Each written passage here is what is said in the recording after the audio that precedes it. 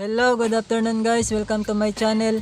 So for today's video nga pala guys ay akin lang pong sasagutin or magbibigay ng payo sa comment ng isa sa aking subscribers na si shout out pala kay Sherlito Kamay. So siya po yung nag-comment guys na ang sabi niya dito ay Boss Ron TV, hihingi sana ako ng advice sa'yo kung anong thermostat ang magandang gamitin kasi hindi tumatagal yung ginagamit kong thermostat, di man lang siya aabot ng 21 days kaya dalawang salang ko puro patay yung sisyo kasi nasira yung thermostat niya. So disclaimer pala guys, ang lahat ng aking sasabihin or isi-share dito sa inyo ay based lang po sa aking experience. So nasa sa inyo na po guys, kung gagayahin nyo rin, kung gagawin nyo rin yung aking mga sinishare sa inyo.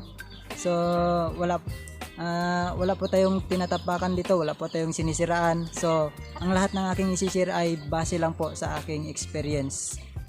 So proceed tayo guys sa ating topic.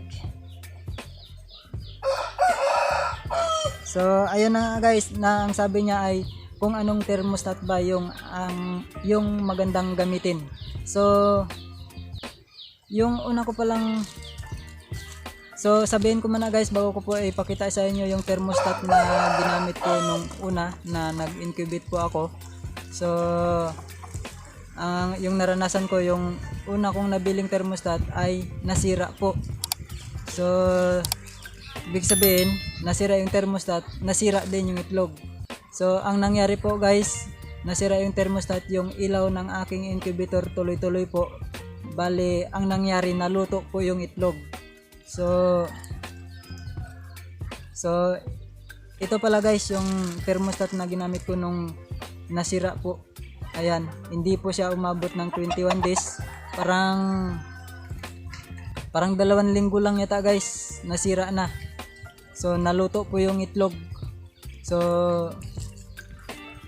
wala, hindi ko na pakinabangan to, na parang nagsayang lang ako ng pera. So disclaimer guys, lagi kong sinasabi na wala po tayong sinisiraan dito guys. So ang ginamit ito pala guys, yung thermostat na ito, i-focus ko. Yan guys, kung napapansin nyo ay may nakasulat po na XHW 3001. Ayan po, focus natin. Yan, XHW 3001. Ito pong thermostat na ito.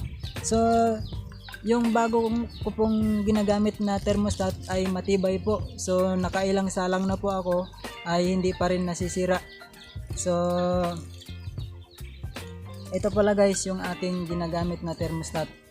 I-compare natin dito sa thermostat na ito. So magkaiba sila ng kulay guys. So itong thermostat na ito ay hindi ko pa nagamit. Bali dalawa po ito sila na binili ko. At hanggang ngayon yung isa na yun ay yun pa rin ang ginagamit ko dahil hindi pa rin nasisira. Nakailang salang na po ako, maraming beses na, pero hindi pa rin nasisira. So hindi ko alam sa inyo guys kung yung ganitong thermostat din ang bibilihin nyo, kung ay magwo-work din ba sa inyo, kung matibay din ba. So base lang sa aking experience, ito po ay para sa akin lang guys ay matibay. So ito pong thermostat na ito, yung isang thermostat kanina guys, ang sabi dito, ang nakalagay dito ay ayan, XH-W3001. Tapos dito naman sa isa, DM-W3002. Ayan po guys, i-focus natin para makita nyo.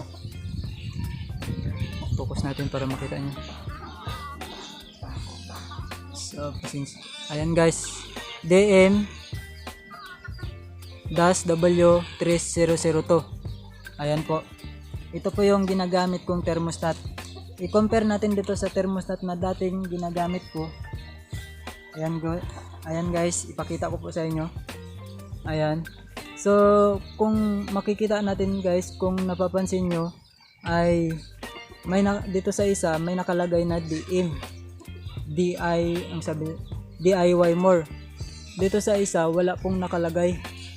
Tapos dito sa isa naman may nakalagay na sit. Tapos may dalawang yan yung adjacent niya. Ayan guys. Tapos dito sa isa wala. Ayan guys. Bali dito sa isa may nakalagay na 3 pindutan. Yan o. Yan. Ito at saka yan. At saka yung sit. Yan po. Ito po yung ginagamit ko ngayon. So hindi ko pa nagagamit itong isa dahil hindi pa rin nasira yung isa. So ayun lang guys, hindi ko ang sinishare ko po sa inyo ay base lang po sa aking experience. Depende na lang po sa inyo kung yun din, kung ganyang thermostat din ba ang inyong gagamitin. So sa mga naka-experience ng ganitong thermostat, pwede po kayong mag-comment kung ano po yung na-experience nyo sa ganitong klaseng thermostat, yung XH-W0 ulitin ko, XH-W3001.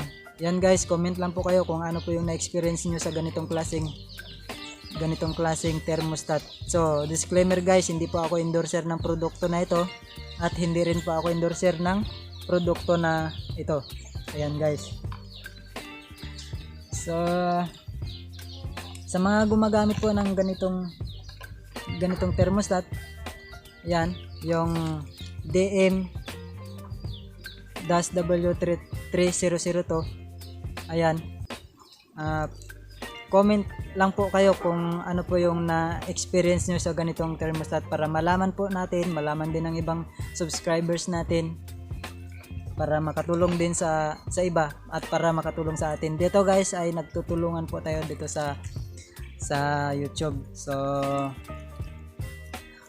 ayun lang guys, sana po ay nakatulong sa inyo itong video na ito at sana po ay nasagot ko ng maayos at naka-advise po ako ng maayos kay Sir Lito Kamay at sa iba pang subscribers natin at sa mga baguhan pang subscribers natin. So sa mga baguhan pala guys, akin pong hinihiling na mag-like, mag-subscribe at i-click po yung notification bell para lagi po kayong updated sa aking mga sunod na video at i-click niyo na rin pala guys yung all para bilang tulong na rin po sa aking channel. At sa mga datihan pala guys, sa mga datihan na aking supporters, ako po'y lubos na nagpapasalamat sa inyo na patuloy kayong nandyan na nakasubaybay sa aking channel. So sa ngayon pala guys ay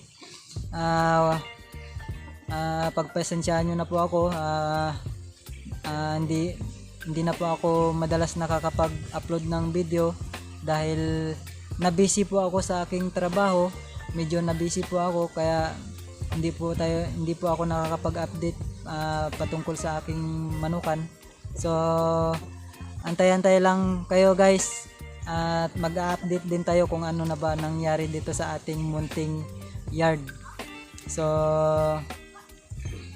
ayun lang guys, wag na pong nating patagalin itong video na ito, baka tamarin na po kayo sa panonood. Maraming salamat po. God bless po sa ating lahat.